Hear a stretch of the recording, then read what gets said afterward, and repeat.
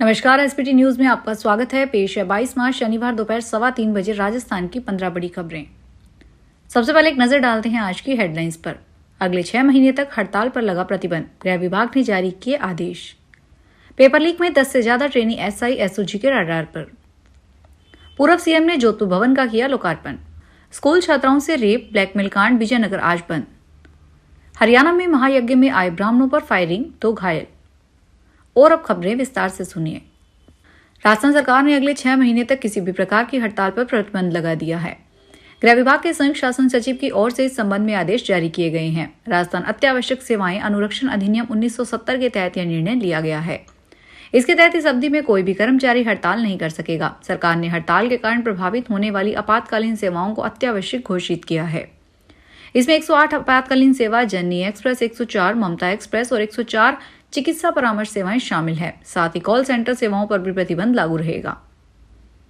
राजस्थान में एसआई भर्ती 2021 में पेपर लीक और नकल कर पास हुए ट्रेनी एसआई के खिलाफ एसओजी ने एक्शन करना शुरू कर दिया है। 10 से ज्यादा ट्रेनी एसआई एसओजी के रडार पर हैं। इसमें एसओजी पूछताछ करने वाली है।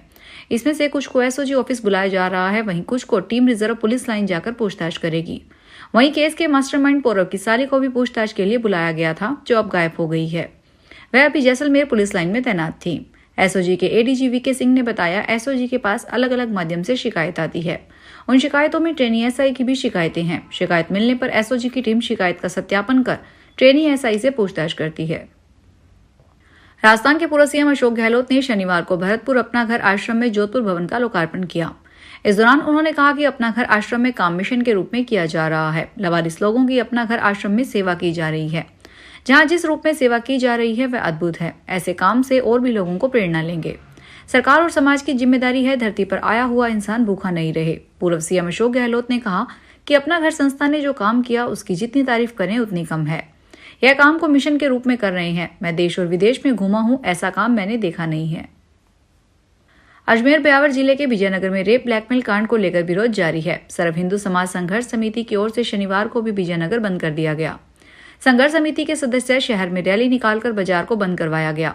सर्व हिंदू समाज मामले में सरकार से सीबीआई से जांच करवाने की मांग कर रहे हैं। विजयनगर में बंद को देखते हुए अतिरिक्त पुलिस का जाब्ता भी तैनात किया गया है। सीओ सज्जन सिंह और थाना प्रभारी करण सिंह लगातार मामले की मॉनिटरिंग कर रहे हैं। बता दें कि विजयनगर थाना पुलिस की ओर से मामले में अब तक 16 को पकड़ा जा चुका है, जिनमें से 5 नाबालिग हैं। कुरुक्षेत्र हरियाणा के कुरुक्षेत्र में महायज्ञ में आए ब्राह्मणों पर शनिवार सुबह आयोजकों के सुरक्षा गार्डों ने फायरिंग कर दी, जिससे लखनऊ से आए ब्राह्मण आशीष तिवारी को गोली लग गई, जिससे ब्राह्मण भड़क गए। इसके बाद उनके आयोजकों के साथ मारपीट हुई। इसमें लखीमपुर के रहने वाले प्रिंस शुक्ला भी जख्मी हो गए। दूसरे ब्राह्मणों को भी चोटें आई है। इसके बाद ब्राह्मण भड़क गए। वे यज्ञशाला से बाहर निकले और तोड़फोड़ व पथराव शुरू कर दिया। गुस्साए ब्राह्मणों ने महायज्ञ की यज्ञशाला का मुख्य द्वार तोड़ दिया। डंडे पत्थरों से रोड पर लगे बैनर होर्डिंग भी फाड़ दिए। राजसमंद में चारभुजा थाना सर्कल में बीती रात को निजी ट्रेवल्स बस बेकाबू होकर पलट गई, जिसमें 14 यात्री घायल हो गए। जानकारी के अनुसार चारभुजा थाना सर्कल में रात्रि 3 बजे के करीब टर्न पर अचानक बस बेकाबू हो गई, जिसके बाद बस पलट गई। बस पलटने के बाद आसपास के लोग मौके पर पहुंचे और घायल यात्रियों को बस से बाहर निकाला। वहीं सूचना मिलने पर चारभुजा पुलिस व केलवा पुलिस भी मौके पर पहुंची। इसके बाद 108 की मदद से घायलों को आर-के जिला अस्पताल में पहुंचाया गया। सभी घायलों का जिला अस्पताल में इलाज जारी है। बस जयपुर से अहमदाबाद जा रही थी, जिसमें करीब 35 सवारियां सवार थीं। प्रधानमंत्री नरेंद्र मोदी ने शनिवार को विश्व जल दिवस के अवसर पर जल संरक्षण और सतत विकास को बढ़ावा देने की अपनी सरकार की प्रतिबद्धता को रेखांकित किया। मोदी ने सोशल मीडिया मंच एक्स पर कहा, पानी सभ्यताओं की जीवन रेखा रहा है और इसलिए इसे भविष्य की पीढ़ियों के लिए संरक्षित करना अधिक महत्वपूर्ण है। ताजा पानी के महत्व को उजागर करने के लिए संयुक्त राष्ट्र प्रतिवर्ष विश्व जल दिवस मनाता है। देश भर के बैंक कर्मचारियों की सोमवार मंगलवार को प्रस्तावित 2 दिवसीय हड़ताल शुक्रवार को टाल दी गई। United forum of bank unions ने वित्त मंत्रालय और भारतीय बैंक संघ से सकारात्मक आश्वासन मिलने के बाद यह निर्णय लिया। प्रस्तावित हड़ताल को टालने का फैसला मुख्य श्रम आयुक्त के समक्ष लिया गया, जिन्होंने सभी पक्षों को सुलह बैठक के लिए बुलाया था। भारतीय बैंक संघ और वित्त मंत्रालय के प्रतिनिधियों ने कर्मचारी संगठनों की मांगों पर विचार करने का आश्वासन दिया। ट्रंप सरकार उन 5 लाख से ज्यादा प्रवासियों से अस्थायी कानूनी दर्जा छीन लेगी जो बाइडेन सरकार के एक नियम के तहत कानूनी तरीके से अमेरिका आए थे। ये बात शुक्रवार को फेडरल रजिस्टर्स में छपे एक नोटिस में कही गई। 35 पन्नों का ये नोटिस औपचारिक रूप से 25 मार्च को प्रकाशित किया जाना है। इसमें कहा गया है कि सरकार क्यूबा, निकारागुआ, हैती और वेनेजुएला के नागरिकों के लिए मानवीय पैरोल और साथ में काम करने के परमिट को खत्म कर देगी। ये लोग विदेश से आवेदन करने के बाद सीधे अमेरिका आ गए थे। बांसवाड़ा में अखिल भारतीय कांग्रेस कमेटी की सरेडी बड़ी ब्लॉक कमेटी की बैठक कस्बे के सिद्धपीठ रामेश्वर महादेव मंदिर में आयोजित की गई। बैठक की अध्यक्षता प्रदेश कांग्रेस कमेटी द्वारा नियुक्त विधानसभा गढ़ी के प्रभारी आनंद तिवारी ने की। तिवारी ने अपने संबोधन में गुटबाजी करने वाले नेताओं को चेतावनी देते हुए कहा कि कार्यकर्ता किसी एक व्यक्ति की टीम बनाने के बजाय कांग्रेस के लिए काम करे। उन्होंने ब्लॉक अध्यक्ष और वरिष्ठ पार्टी अधिकारियों को निर्देश दिए कि केवल धरातल पर काम करने वाले सक्रिय कार्यकर्ताओं को ही पार्टी में पद दिया जाए। अजमेर डेयरी 1 अप्रैल से पशुपालकों को दूध खरीद के भाव 3 रुपए प्रति लीटर बढ़ाकर देगी। इसके अलावा कृषकों को पशु खरीद में बैंक लोन में डेयरी का सहयोग मिलेगा। नई दरें 1 अप्रैल से बढ़ेगी। डेयरी अध्यक्ष रामचंद्र चौधरी ने बताया कि 3 रुपए प्रति लीटर अथवा 50 पैसे प्रति फैट की दर से दूध खरीद में इजाफा किया जाएगा। मुख्यमंत्री दुग्ध संबल योजना में किसानों और पशुपालकों को 5 रुपए प्रति लीटर संबल राशि पूर्व से ही दी जा रही है।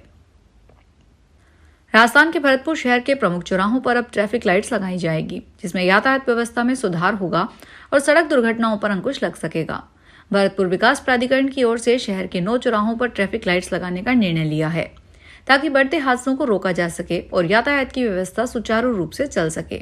शहर के चौराहों पर आए दिन दुर्घटनाएं सामने आ रही थी। वाहन चालक अक्सर तिरछे वाहन चलाते हैं, जिससे चौराहों पर दुर्घटनाओं का खतरा बढ़ जाता है और जाम की समस्या भी उत्पन्न होती है। ऐसे में ट्रैफिक लाइट्स लगने से न केवल दुर्घटनाओं में कमी आएगी। इस बार अलवर और भरतपुर के साथ कृषि उपज मंडियों के आढ़ती समर्थन मूल्य पर गेहूं की खरीद करेंगे। यह खरीद अलवर, भरतपुर, खेरली, कामा, वैर, बड़ोमा देव और लक्ष्मणगढ़ की मंडियों में होगी। इन जगहों पर बने सरकारी केंद्रों को खत्म कर दिया गया है। अब किसान इन मंडियों में सीधे समर्थन मूल्यों पर आढ़तियों को गेहूं बेच सकेंगे। गेहूं की यह खरीदी सरकार की ओर से तय भाव पर 2575 रुपए प्रति क्विंटल के हिसाब से होगी। सरकारी खरीद के लिए सरकार और मंडी व्यापारियों के मध्य अभी एग्रीमेंट होना बाकी है। मालाखेड़ा, रामगढ़, गोविंदगढ़, रैनी, राजगढ़ और कठुमर में समर्थन मूल्य पर गेहूं की खरीद होगी। मंडी में नए गेहूं की आवक 10 से 15 दिनों के बाद शुरू हो जाएगी। डूंगरपुर शहर में भी लोगों को पीने के पानी की किल्लत का सामना करना पड़ रहा है। जलदाय विभाग ने 133 गांवों में 348 ढानियों में 15 मई से पानी के संकट की संभावना जताई है। विभाग ने इन गांवों में टैंकरों से पानी की सप्लाई की योजना बनाई है, जिन पर 1 करोड़ 27 लाख रुपए से ज्यादा का बजट खर्च होगा। इसके अलावा विभाग ने कंटीजेंसी प्लान के तहत कुएं, हैंडपंप में भी पानी देने की योजना है। जलदाय विभाग के एक्सीएन मूलचंद रोत ने बताया कि गर्मियों में पानी की समस्या से निपटने के लिए विभाग की ओर से पूरी योजना तैयार है। धौलपुर के सीएमएचओ डॉक्टर धर्म सिंह मीना ने जिले में अवैध रूप से चल रहे मेडिकल संस्थानों के खिलाफ कड़ी कार्रवाई के आदेश दिए हैं। इस अभियान में बिना पंजीयन वाले पैथोलॉजी सेंटर, अस्पताल, सोनोग्राफी केंद्र और ब्लड बैंक को निशाना बनाया जाएगा। विभाग मरीजों की सुरक्षा को ध्यान में रखते हुए जिले भर में निजी पैथोलॉजी लैब्स का सत्यापन करेगा। क्लिनिकल स्टैब्लिशमेंट एक्ट के तहत सभी निजी मेडिकल संस्थानों का पंजीकरण अनिवार्य है। नियम तोड़ने वालों पर पहली बार 50,000, दूसरी बार 2 लाख और तीसरी बार 5 लाख रुपए तक का जुर्माना लगाया जाएगा। फिलहाल इस बुलेटिन में इतना ही। फिर हाजिर होंगे बड़ी खबरों के साथ। अगर आप भी अपने आसपास की छोटी बड़ी और महत्वपूर्ण खबरों से अपडेट रहना चाहते हैं तो सब्सक्राइब कीजिए हमारे चैनल एसपीटी न्यूज को और प्रेस कीजिए बेल आइकन पर।